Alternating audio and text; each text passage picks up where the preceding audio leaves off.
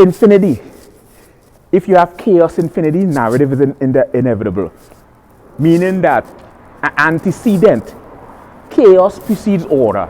But it's sort of dualistic, because if it's antecedent, chaos precedes order, then it's paradoxical, because if chaos precedes order, and we dealing with a form of energy cannot be created or destroyed. Energy in and of itself, the existence of energy is eternal and infinite. Then if chaos is the antecedent of order and chaos precedes order, then it's paradoxical and feasible to assert then order precedes chaos. They're contingent on each other. You cannot have order without chaos, and you cannot have chaos without order. So it's a paradoxical, dualistic symbiosis that's contingent on each other. We call this philosophical term infinite regress.